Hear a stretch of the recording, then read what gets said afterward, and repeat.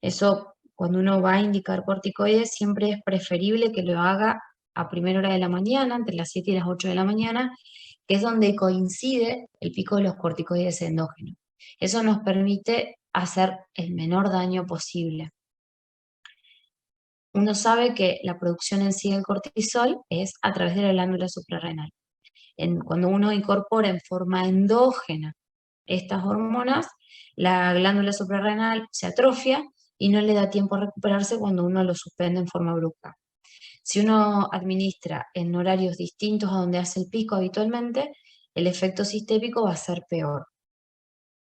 Entonces, en general, cuando uno indica corticoides, sobre todo si son de vida media larga, la podemos hacer a primera hora de la mañana. Si tienen vida media corta, se van a ver obligados a hacerlo en reiteradas oportunidades.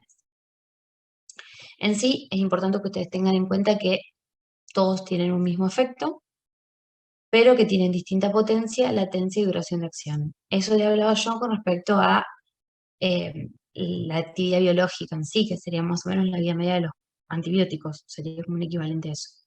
Ustedes van a ver que tienen los que tienen vida media corta o acción corta, serían la hidrocortisona, que cuando uno lo utiliza generalmente para las partes de los cuadros respiratorios, tiene vida media que llega hasta 8 o 12 horas, entonces sí o sí mínimo lo tienen que dar cada 8 horas. O hasta cada 6 se suele dar, por ejemplo, en crisis asmáticas. En el caso de la acción intermedia, donde el prototipo es la prednisona, puede durar hasta 36 horas y puede darse una sola vez al día. Y la dexa y la beta, que son las dos que más utilizamos, sobre todo en la práctica, sale cuando ustedes empiecen a trabajar afuera, van a ver que diclodexa sale como piña para todo, si anda por las dudas y si no anda también. Y bueno, tengan en cuenta esto, que si uno administra corticoides, va a tener un efecto, una dexa intramuscular, tiene un efecto que le va a durar hasta 54 horas y no vamos a poder pretender, por ejemplo, en un diabético que su glucemia se normaliza el otro día. Por otro lado, es importante en esta tablita que ahora ustedes, si empiezan a trabajar prontito, van a ver que hay aplicaciones donde la conversión te la hacen automáticamente.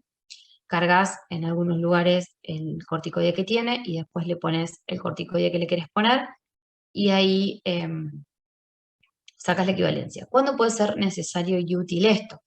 Esta equivalencia en sí es útil, por ejemplo, cuando uno tiene hidrocortisona indicada y tiene que pasar, que viene solamente endovenoso, tiene que darle el alta al paciente y pasaron los días que se consideran como prudentes para evitar la insuficiencia suprarrenal, se tiene que pasar una alternativa bioral para hacer lo que se llama tapering o descenso progresivo de corticoides.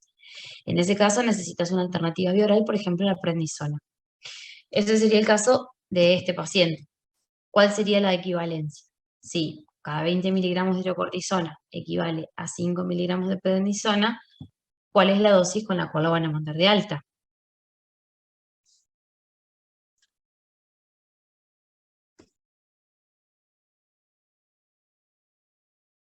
¿Están? ¿Hay alguien? Sí, profe. ¿Están pensando? ¿Por qué no me aparece nadie? Qué mal. ¿Con 25? ¿20? Mm, no, vos acá tenés 300 miligramos por día. Este paciente tiene Ah, 100 miligramos cada 8 horas, ¿está? Entonces está con 300 miligramos de hidrocortisona por día. Por lo tanto, una regla de 3,5. Si 20 miligramos de hidro equivale a 5 de Prendi, ¿cuánto equivalen 300 de hidro? Entonces, regla de 3 simple te da 75 miligramos. En yo general, calculé la dosis de la dosis. 75 miligramos, claro, la dosis total diaria. Acuérdense que todos tienen el mismo efecto. Acá lo que cambia es la diferencia en la duración de la acción. Entonces, ustedes podrían dar, si quieren, prednisona una sola vez a la mañana. Ahora, para que ustedes tengan referencia de cuando uno usa una droga, en general, más o menos, una ampolla de Dexa de 8 miligramos, que es la ampolla que usamos, la ampolla estándar, viene de 8 y viene de 4, pero en general es de 8, equivale a unos 40 miligramos de prednisona, aproximadamente. Em, el problema es que uno va a tener dosis inmunosupresora cuando tiene un equivalente a 1 miligramo por kilo por día de prednisona. Entonces, un paciente de 70 kilos que Profe, lo tienen internado, sí. Se me cortó. Dijo que una ampolla de Dexa equivale a... Está la dosis, la tabla de equivalencia para que lo hagan si ustedes quieren, pero aproximadamente una ampolla de 8 miligramos de dexametasona equivale a unos 40 miligramos de Prendi. ¿Qué pasa? Acá lo que yo necesito que ustedes tomen magnitud de la dosis que estamos utilizando. La dosis que uno hace cuando le hace un intramuscular a un paciente que viene con una lumbalgia, que hace una ampolla de 8 miligramos. En general, si un paciente que viene a repetición por una lumbalgia y le hacen cada vez que viene una dexa, es un paciente que van a estar inmunodeprimiéndolo. Una dosis inmunosupresora es el equivalente a 1 miligramo kilo día de prednisona. ¿Tá? Acá van a estar dándole un equivalente de hidrocortisona de 100 miligramos cada 8, son 75 miligramos. Un paciente que pesa 70 kilos, lo estamos dejando sin inmunidad. El mecanismo de acción que ustedes tienen que conocer son dos. El que se considera genómico, o sea que estructuralmente se produce un cambio en la transcripción de genes a nivel nuclear. Este es un mecanismo que es muy válido porque permite dar efecto a largo plazo, pero que es lento en instaurarse. O sea, hay cambios genéticos que llevan a cambios moleculares en la síntesis proteica y demás cuestiones. O sea, es súper complejo el mecanismo. El mecanismo no genómico es algo más rápido, más fugaz, que no se conoce exactamente bien, pero es como que produce una alteración en las membranas, y tanto plasmáticas como mitocondriales, entonces desestabiliza la célula y como que atonta el sistema inmune de alguna forma por el shock de corticoides que uno le genera. El efecto no genómico se logra en forma súbita y tiene explicaciones puntuales, sobre todo en momentos donde hay compromiso vital de órgano. El mecanismo en sí, fíjense que paraliza todo, absolutamente todo. La inmunidad queda totalmente bloqueada. No se activan, no proliferan, no se diferencian los linfocitos T, ni los macrófagos, ni los monocitos. No se adhieren los neutrófilos, que van como flotando en la sangre sin saber a dónde ir. No se producen citoquinas proinflamatorias, no se producen ni prostaglandinas ni leucotrienos, no hay moléculas de adhesión ni enzimas quimiotácticas, entonces como que no saben a dónde tienen que ir. Es un bloqueo a la inmunidad. Eso obviamente tiene un montón de efectos adversos, todos basados en tratamientos a largo plazo en general. Lo principal es a nivel neuroendocrino, donde la inhibición de la secreción de la hormona liberadora de corticotrofina va a alterar el eje y va a terminar dando la atrofia de la corteza suprarrenal. ¿Por qué es importante esto? Por el hecho de que es iatrogenia suspender un corticoide cuando viene con un tratamiento superando la semana. 7 a 10 días es lo que uno se considera como seguro previo a la suspensión. Si se pasan los 7 días, lo que tenemos que hacer, como les decía, es el descenso progresivo. Desgraciadamente no hay ningún lugar donde ustedes encuentren que les diga a ciencia cierta cómo es el descenso de corticoides para evitar la insuficiencia. Lo que hacemos depende mucho de la dosis con la que viene, depende mucho del tiempo que hace que lo tiene. No es lo mismo que nos hayamos pasado 15 días de corticoides que un paciente con AR que lleva años con corticoides. Esas suprarrenales van a demorar mucho más en recuperar la funcionalidad, entonces ustedes van a tener que hacerlo más despacio. En general, por ejemplo, en mi caso, que yo soy clínica y yo manejo más pacientes respiratorios que reumatológicos, o sea, no me ocupo de hacerle el descenso a los reumatológicos. Si estamos hablando de un paciente que pasó por terapia y demás, un mes, calculémosle de corticoides, y hacemos más o menos cada 5 o 7 días el descenso de un 25% de la dosis, ¿sí? Entonces ustedes van bajando ese 25% hasta que en un momento hacen una dosis mínima, pueden hacer día por medio y después suspenden. Si en el transcurso del tiempo en donde ustedes están haciendo un descenso de corticoides, el paciente tiene una situación estresante, por ejemplo una cirugía, van a tener que volver para atrás o incluso van a tener que suplementarle con hidrocortisona porque no va a tener respuesta a ese estrés relativo que le generaron en la situación actual. ¿Me siguieron con eso, no? Bueno, eso Sí, es Profe. importante perdón. que lo manejen. Por otro lado, además de inhibir No, el profe. eje... ¿Cómo? ¿Quién Viste no que me vos siguió? decís, Ajá. No, yo te preguntaba, viste, cuando vos decís si el paciente se está por someter a una situación de estrés como una cirugía, Ajá. ¿a dónde volvés? ¿A la dosis inicial o aumentás gradualmente? No, en realidad lo que se hace en el momento de de la cirugía se le suplementa con corticoide extra. ¿Entendés? O sea, suspendés el descenso, podés volver a la dosis previa, pero bueno, en el momento de la cirugía se le hace una dosis extra de hidro, interpretando de que va a ser una insuficiencia suprarrenal relativa. Claro, O sea, no va a poder responder como corresponde a la situación. así. Bien.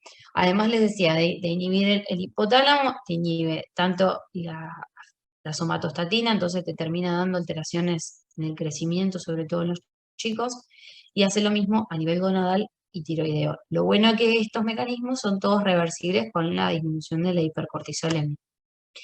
A nivel del metabolismo proteico y glucídico, ustedes ya están recancheros con diabetes y demás cuestiones, saben que hay un tipo de diabetes que es la diabetes secundaria corticoide. Esto se produce producto de que el corticoide en sí es una hormona del estrés.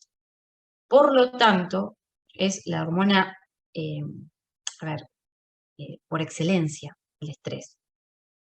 Entonces lo que tiene que hacer es prepara al cuerpo para todas las situaciones de vulnerabilidad o donde tiene que estar funcionando al 100%.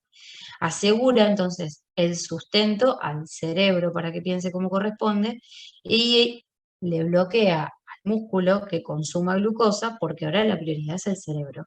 Entonces, ¿qué hace? Aumenta la gluconeogénesis, hace que el hígado produzca más glucosa, hace que el músculo no lo capte. ¿Para qué? Para que la glucosa esté disponible para que lo tiene que usar realmente en ese momento, que sería el cerebro. Si uno hace eh, todos los efectos adversos en sí son consecuencia de este mecanismo fisiológico, en donde el cuerpo prepara para la acción. Entonces, eso en pacientes predispuestos, no en todos, generan hiperglucemia. Como las dosis les decía, la administramos a primera hora de la mañana, las hiperglucemias o en la diabetes secundaria corticoides, o así sea en un diabético previo que se le descompensa por su diabetes, no la vamos a encontrar en los controles que habitualmente hacemos, que es previo al ayuno o o generalmente previo al ayuno. En sí, la hiperglucemia es vespertina, una vez que se genera toda la gluconeogénesis y la liberación después de la dosis matutina.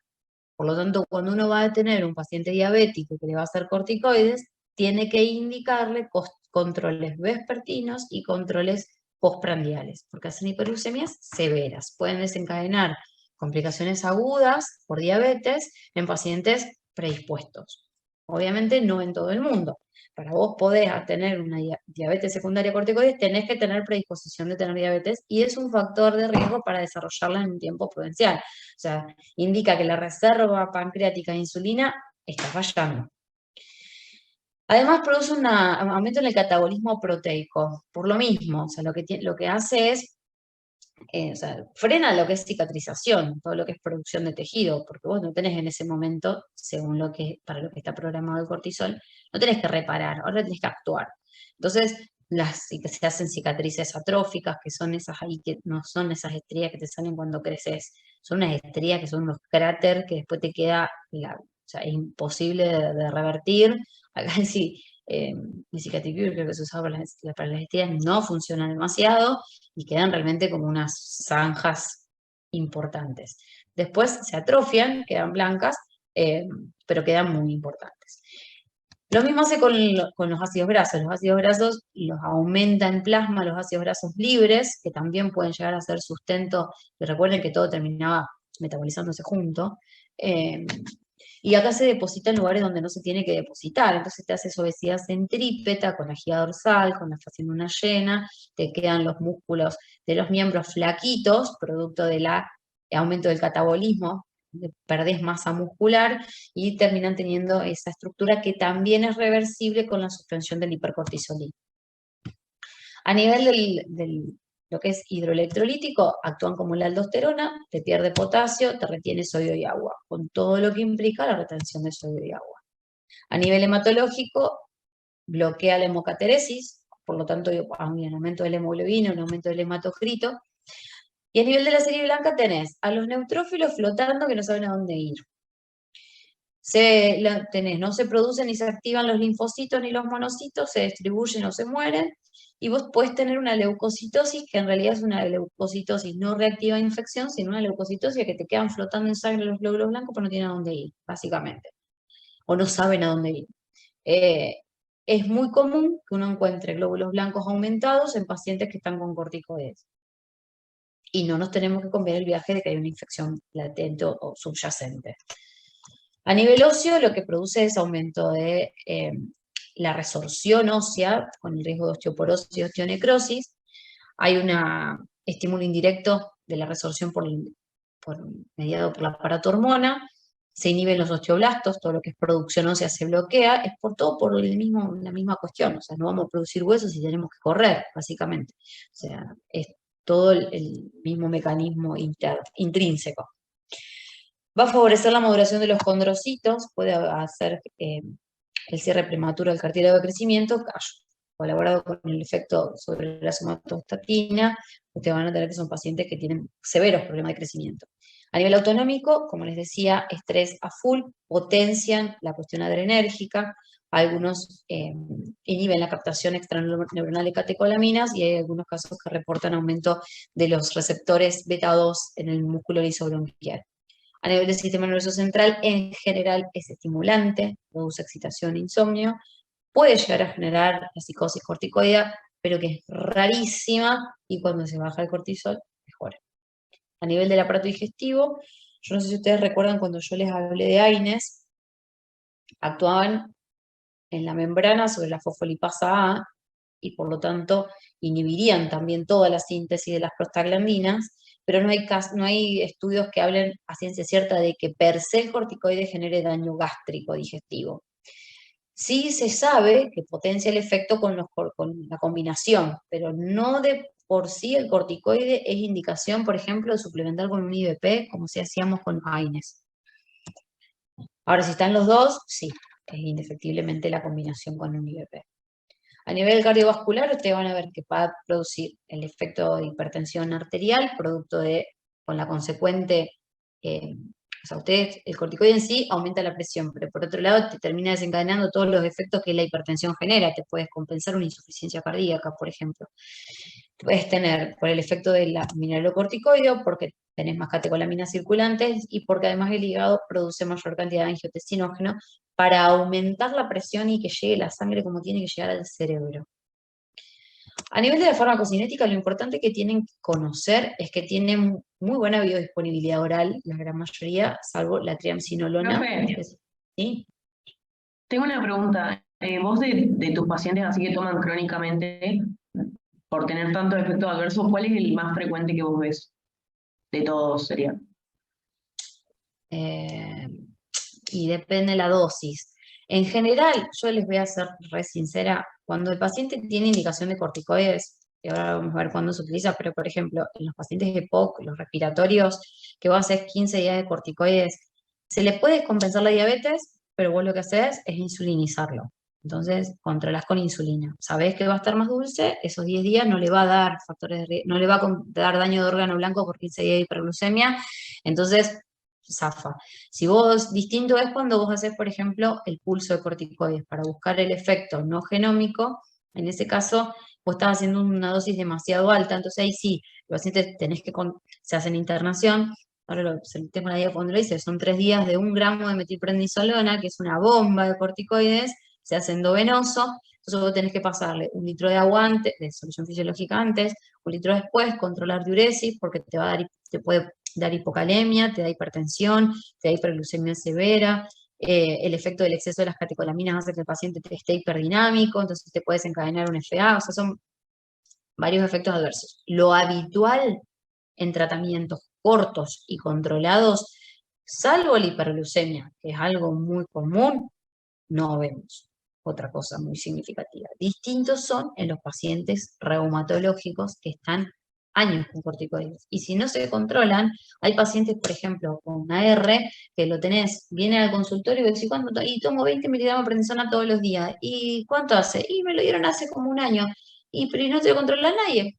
No se controló. Entonces vos lo ves y están atróficos, es muy común un paciente con esa dosis de corticoides por tiempo prolongado que se pongan Cushing. O sea, vos le ves la fascia en una llena, le ves el depósito en la jiba, le ves las estrías, eso es re común. O sea, es ley que pasa, no es que. Pero también es verdad que lo suspenden y se les va. ¿Me expliqué? Sí, gracias, profe. Bien, siguiendo con la farmacocinética en sí, ustedes van a ver que están ahí los más frecuentes. La triamcinolona, les decía, es el que tiene mala biodisponibilidad oral. La hidrocortisona es la otra, por lo tanto, ni la hidro ni la triamcinolona se dan vía oral. Viene la hidro solo endovenosa y la triamcinolona viene para ser intraarticular inyectable y también para ser en gotitas. Se utiliza mucho en oftalmología. Tienen que saber que tiene una unión proteica variable. Esto es relativamente importante en pacientes con insuficiencia proteica. Tienen un metabolismo hepático y se excretan a nivel renal. No se ajustan por función renal, por lo tanto, no tienen que preocuparse demasiado por eso. Dentro de las indicaciones a nivel endocrinológico se utiliza a nivel como la insuficiencia para suplementar, como les decía, en la hiperplasia renal congénita pasaría a ser el mismo mecanismo que por insuficiencia, en el hiperandrogenismo y en la oftalmopatía, la tiroiditis, por este mecanismo de inhibición de los otros ejes que les comenté que tenían. Y además habría un reporte o sea, en realidad no, está demostrado que hay una disminución de la conversión de T4 a T3, entonces en la abscesis tirotóxica tiene un efecto extra, además de la inhibición a nivel central. Por otro lado, del resto de las indicaciones, fíjense que es muy amplio en sí, todo lo itis, un corticoide se trata, todas las quelogenopatías en sí, la droga madre es el corticoide, todas en donde median mecanismos de hipersensibilidad por descontrol del sistema inmune se utiliza el corticoide. Todos donde tenemos hiperreactividad, como sería en el asma y en el EPOC, se utiliza corticoide. En piel, a todos se le prueba corticoide, en algunos sirven, en algunos no, pero a todos se le prueba corticoides. En las afecciones oculares también, sobre todo cuando hay un mecanismo de inflamación metido. Si hay inflamación, el corticoide tiene que ir porque tiene su beneficio. En el síndrome nefrótico, porque es un mecanismo autoinmune, en la hipercalcemia también se utiliza sobre todo por la redistribución que genera a nivel del calcio, porque es hipocalcemiante, como les dije. Se utiliza como antineoplásico en pacientes que tienen leucemia, o en linfoma, por ejemplo, porque vos lo que haces es frenar la inmunidad. Se utiliza en algunos tratamientos neoplásicos, en pacientes que están con radioterapia se utiliza un montón para bajar la inflamación, y bueno, el síndrome de distrés respiratorio del neonatal para madurar los pulmoncillos. Esta es la metilprednisolona que se utiliza para darle el efecto no genómico. Es el shock de corticoides. Que eso se usa puntualmente, no es algo que se haga en atención primaria, es algo que se hace en internación, pero ustedes tienen que saber cuándo se indica. Se indica cuando hay riesgo de algún órgano vital. Por ejemplo, en un paciente con lupus, que tiene un lupus activo y que viene con una nefropatía, que ustedes creen que es una rápidamente progresiva, en donde el tiempo es riñón, directamente. Esa paciente puede terminar en diálisis, se puede morir, o le podemos salvar algo de riñón y que quede con una insuficiencia renal crónica que por ahí le permite unos años de vida útil.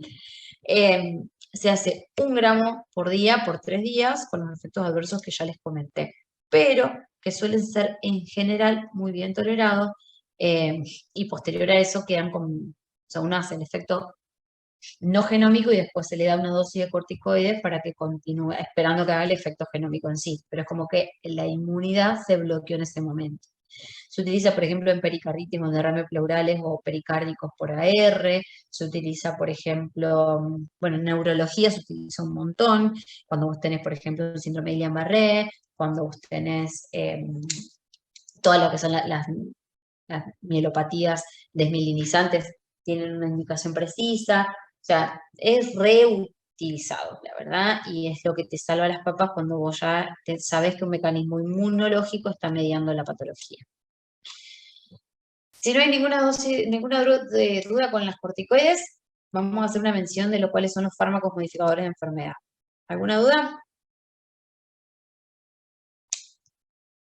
No, profe. Bien. Con respecto a los fármacos modificadores de enfermedad, a ver, ustedes van a ver que en la práctica diaria la patología más prevalente es la AR. Van a ver AR, un montón de AR, y es importante que ustedes manejen las drogas. Sobre todo, lo más importante es saber manejar los efectos adversos, que son con los cuales ustedes se pueden encontrar, y se les tiene que ocurrir como diagnóstico diferencial en el caso de que consulten. En sí, no van a indicar nunca un fármaco modificador de enfermedad siendo médico de atención primaria. No les indico yo siendo clínica, salvo que esté en el medio del Congo, no lo voy a indicar. O sea, eso es una injerencia del reumatólogo. Pero sí caen pacientes con AR que se internan por otro motivo y vos tenés que saber qué te puede generar. La clasificación en sí se divide en los sintéticos convencionales, metotrexato, leflunomida, sulfasalacina, en los específicos dirigidos, los inhibidores de la YAC-cinasa, tofacitinib, baricitinib, y los biológicos, que cada vez son más nuevos y más caros. El metotrexato es como la droga madre que la tienen que conocer. Fíjense, eso me quedó desactualizado, eso es de, creo que lo cambié en julio, pero es barato. En sí la dosis es bajita, es una dosis semanal, que se prioriza vía oral, que puede hacerse subcutánea cuando no responde, cuando no lo tolera, pero en general se utiliza muy común que un paciente con AR arranque con metotrexato. Sigue siendo una droga vieja y que sigue siendo de primera elección todavía. Se ajusta una vez por mes y el máximo son 30 miligramos semanales. Está indicado para la AR, para la artritis psoriásica y para algunas enfermedades nucleásicas. Esa es la molécula, para que la tengan ahí, y tienen que saber que es un análogo del ácido fólico. No se aprendan cómo es el mecanismo de acción, pero hace una inhibición en la síntesis de purina hipridimida por actuar a nivel de una enzima, la hidroforato reductasa. ¿Se la acuerdan? ¿No se la acuerdan? No importa, no ocupen conocimiento. Inhibe una enzima que bloquea la síntesis de ADN, por lo tanto es un antiproliferativo. Y es un antiinflamatorio porque aumenta los niveles de adenosina, también por inhibición de otra enzima. Eso hace que se inhiban las citoquinas proinflamatorias, estimula las antiinflamatorias. Entonces, por este mecanismo complejo, lo que genera es el efecto. Importante que sepan que se metaboliza a nivel hepático, por eso es fundamental que al paciente le ande bien el hígado, y se excreta por nivel renal. Si uno lo pone endovenoso, cosas que no se indican endovenosas y oral o subcutáneo, se elimina enterito por orina. Los efectos adversos más comunes, todos los efectos adversos que les voy a comentar, se pueden controlar o pueden bajar con la administración de ácido fólico. En general, se da ácido fólico suplementario separadas unas 48 horas de la toma semanal de metotrexate, porque el riesgo en realidad que tenemos es de contrarrestar el efecto. Si no está bloqueando la síntesis de ácido fólico y le pone ácido fólico de afuera, es como que al pedo le está dando metotrexate. Pero en líneas generales, el metotrexate es muy noble y muy bien tolerado. Es frecuente que genere con la toma náuseas, vómitos y diarrea, que se puede bajar la dosis o se puede espaciar o se puede hacer subcutánea como para controlarlo. A nivel mucocutáneo, fíjense que les puse unas ulceritas por metotrexato. Suelen ser bastante frecuentes, hasta un 15% dependiendo de la dosis, o sea, se ven en dosis altas del fármaco. Puede dar nódulos subcutáneos que se producen por la adenosina, genera un estímulo sobre las células multinucleadas y puede hacer trastornos en el pelo. A nivel hematológico, como todo análogo de ácido fólico, como era el trimethoprim sulfametoxazol, acá te puede dar pancitopenia, te puede dar anemia megaloblástica, pero no es lo más común siempre y cuando se suplemente con el ácido fólico como corresponde los días que no toma el metotrexate.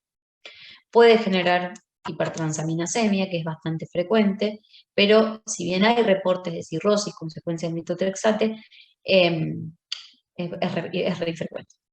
A nivel pulmonar puede generar neumonitis por hipersensibilidad, puede generar fibrosis, entonces es importante, como vamos a ver después, dentro de los estudios previos al inicio, que haya una placa de tórax inicial.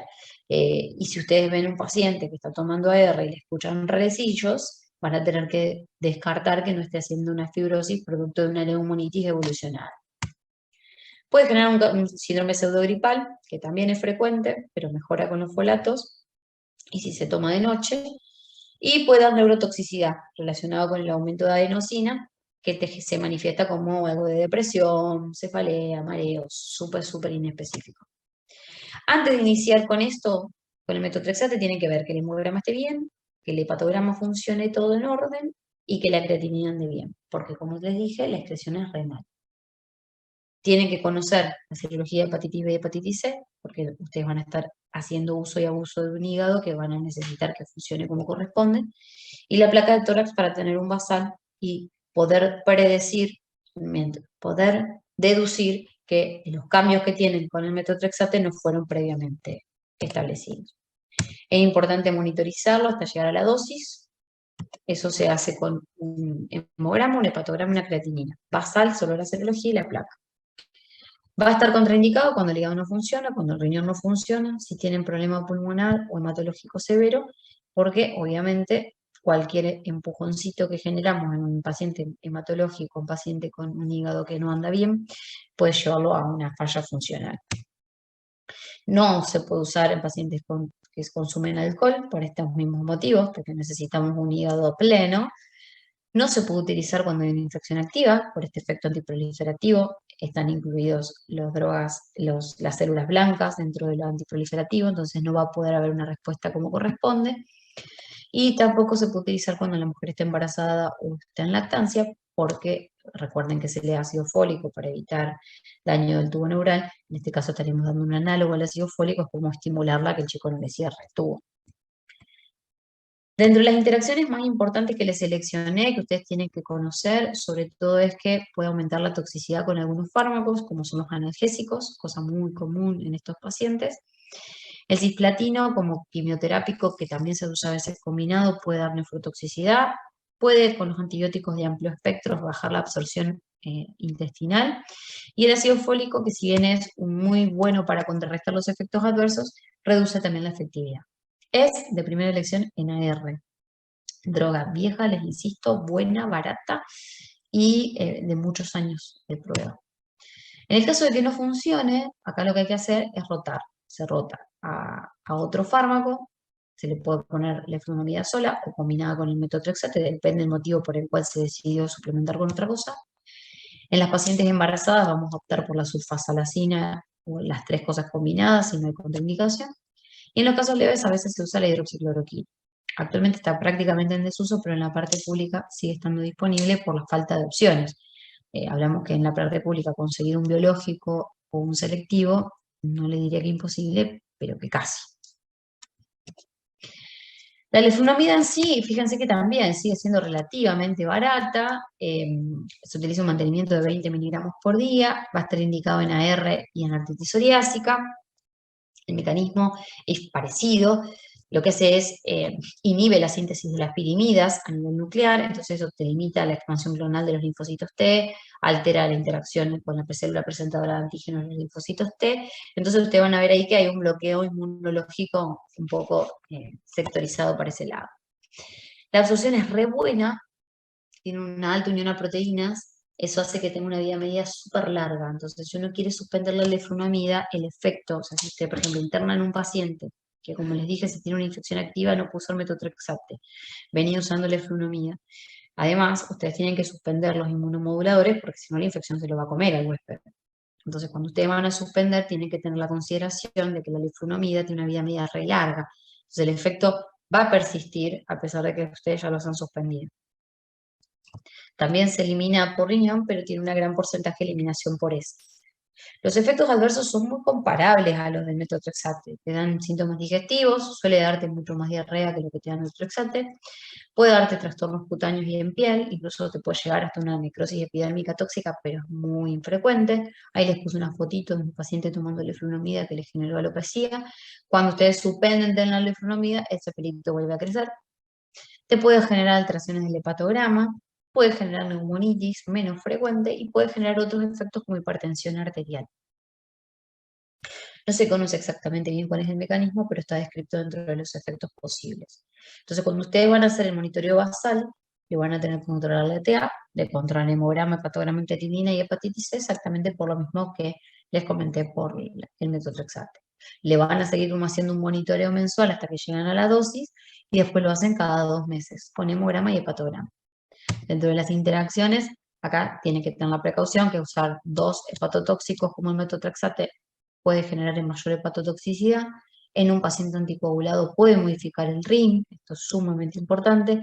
Y si ustedes toman carbón activado, colestiramina, por ejemplo, para bajar los triglicéridos, ustedes acaban a ver que le va a aumentar la eliminación. Entonces, esto también se puede utilizar como antídoto en el caso que haya toxicidad, teniendo en cuenta esto que les decía, de que dura como 15 días el efecto. El otro fármaco es la sulfasalacina, que la sulfasalacina sigue siendo baratita, hasta 5 gramos por día se puede llegar a usar. El mecanismo es mixto, es antiinflamatorio y antibacteriano, por una combinación de mesalacina con sulfapiridina, disminuyen los linfocitos activados circulantes. Ustedes van a ver que la biodisponibilidad oral es baja, en realidad se activa en el intestino, es metabolizado por las bacterias, se libera y ahí es donde empieza a generar el efecto y se termina excretando por las heces. Va a estar indicado como primera elección enfermedad inflamatoria intestinal. DCOT se vio que sirve para la R. Hay algunos casos, no, se reprobaron en estudios específicos con R, pero a punto de partida de que pacientes que tenían enfermedad inflamatoria tenían buena respuesta con enfermedades asociadas. O sea, esto viene como siendo un estudio, una asociación posterior al estudio de los pacientes con enfermedad inflamatoria. Los efectos adversos siguen siendo parecidos, digestivos, puede alterar el hepatograma, puede dar lesiones en piel, en este caso genera más una fotosensibilidad y puede dar úlceras como el metotrexato, alopecia como la leflunomida, puede generar trastorno hematológico mucho menos frecuente, sobre todo si se asocia con déficit de la glucosa 6-fosfato dehidrogenasa, te puede llegar a generar hemólisis, pero no es lo más común. Puede dar oligospermia si se utiliza en hombres, que se revierte cuando se reproduce la población de espermatozoides, y va a estar contraindicado en los que tienen alergia a la sulfa o la aspirina, si el hígado no les funciona o si tienen trastornos hematológicos severos. Si no, no tendrían contraindicaciones mayores. El efecto tampoco es tan bueno como de las 2 drogas previas que les comenté. Se monitorea controlando los efectos adversos, hemograma, hepatograma, creatinina. El dosaje no se hace habitualmente porque es caro, o sea que hacemos hemograma, hepatograma y creatinina. Y después se controla con lo mismo cada 2 o 3 meses cuando llegas a la dosis establecida como estándar, con control de enfermedad. Tiene un montón más de interacciones con la mayoría de los antibióticos, con el metotrexato en sí, potencia el efecto. La digoxina, que se utiliza como antiarrítmico, como controlador de frecuencia en la FA, van a ver que le va a reducir la absorción, modifica el ring con todos los anticoagulantes orales y puede generar inmunosupresión cuando se combina con otra droga inmunosupresora. La última droga de las convencionales está la hidroxicloroquina, que la hidroxicloroquina es un antipalúdico, o sea, también se empezó a usar en AR de COT. Esta droga lo que hace es alterar el pH intracelular, entonces disminuye la formación de linfocitos y anticuerpos con menor actividad de natural killers, altera la presentación de antígenos, la producción de citoquinas. En sí, el mecanismo es controlar la inmunidad, pero con un efecto más sutil. Los efectos adversos puntualmente son oculares, va a generar trastornos de la visión que pueden ser reversibles o irreversibles. Cuando llega la maculopatía en ojo de buey, como ven ahí en ese fondo de ojo que se ve re lindo, en donde ya el paciente puede tener una pérdida de visión, pero esto estamos hablando de una frecuencia relativamente baja. Puede generar algo de anemia, algo de trastorno gastrointestinal, algo de piel, pigmentación y puede generar incluso alopecia, y va a estar contraindicado cuando hay una patología oftalmológica previa porque no se puede utilizar. El monitoreo acá es un poco más sencillo, se hace solo con el hemograma, que sería uno de los efectos más frecuentes. Es bastante benévolo, pero con un efecto en sí modificador de enfermedad también muy leve. Va a estar indicado como antipalúdico, se puede usar en el lupus, en artritis, las pacientes con artritis por lupus, que suelen ser artritis más leves que las artritis reumatoideas, donde tiene indicaciones más agresivas. ¿Alguna duda de todo esto que le conté?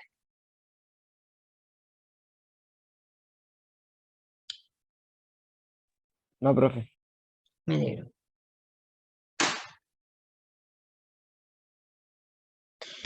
Bien.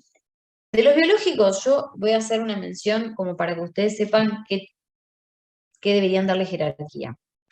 Acá en Argentina hay 14 fármacos disponibles, yo ahí se los pasé, ya tienen el Power, si no lo tienen yo después se los comparto, en donde les puse los que está, cuál es el mecanismo y entre paréntesis cuál es la enfermedad donde está probada. La mayoría de los fármacos están probados en AR, en artritis reumatoidea, en artropatía psoriásica y algunos lupus. El único es el belimumab que viene estando en lupus a la cabeza. Estas drogas son drogas nuevas, entonces para poder ver los efectos adversos es un reporte que lo hace la revista de reumatología, que el último que yo encontré es del 2019. Acá lo que dice en sí este reporte habla de la frecuencia del uso, en donde el etanercept es el que va a la cabeza, y fíjense el precio, y esto está aún desactualizado. Una jeringuita, 4 jeringuitas en realidad sale 120.000 pesos. Con el aumento, o sea, ya desde ayer es viejo, pero esto le digo todo. Son cosas importadas, carísimas, y obviamente es muy difícil que se autorice. En sí, la patología que se lleva la mayor cantidad de uso va por prevalencia en la AR. Fíjense que hasta el 80% de los usos de biológicos son consecuencia de la artritis reumatoidea. Y de los efectos adversos que reportan no son nada benignos. O sea, fíjense que hasta un 13% tuvieron efectos adversos graves. El más común fueron las infecciones. Y el riesgo relativo de tener infecciones es 3.4 veces más grande que cuando no toman el biológico. Entonces, para poder indicar un biológico se hace todo un protocolo previo de descartar infecciones y es muy difícil llegar a tomar la decisión de que el paciente lo tome, porque cualquier infección que lo agarra suele ser grave y puede llegar a ser mortal. Por otro lado, aumenta el riesgo de neoplasias, con un riesgo relativo de 1.8, que no es despreciable. ¿Cuándo va a estar indicado? Cuando se combina con un sintético porque falla el tratamiento, preferentemente con el metotrexate. Se utiliza solo cuando fallaron todos los previos, o en el caso de que vos usaste un biológico, puedes suspender ese y probar con otro. Pero si no anduvo, es bastante poco probable que ande con otra cosa. Aparte de todo esto te pasan años. Va a estar contraindicado cuando hay una infección activa, cuando hay historia previa de cáncer, o cuando hay alguna enfermedad desmielinizante o insuficiencia cardíaca, porque suelen ser cardiotóxicos. ¿Cómo seguimos? Bueno, este es el paciente que vamos a trabajar en el taller cuando nos encontremos presencial. Si quieren, tómense un tiempito. Saquen una captura de pantalla.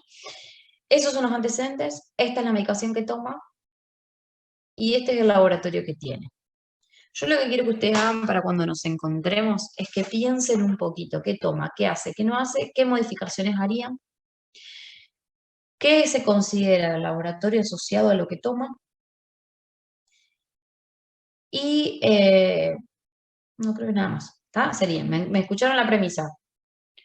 Quiero que vean efectos adversos de todo lo que toma, quiero que vean interacciones de todo lo que toma, quiero que vean qué le ponen y qué le sacan, y quiero que me digan por qué, obviamente, de todo, justificando, dentro de todas las patologías y los medicamentos, su laboratorio, con diagnósticos diferenciales de cada cosa. ¿Se entendió? Sí, profe. Me encantó. ¿Alguna duda?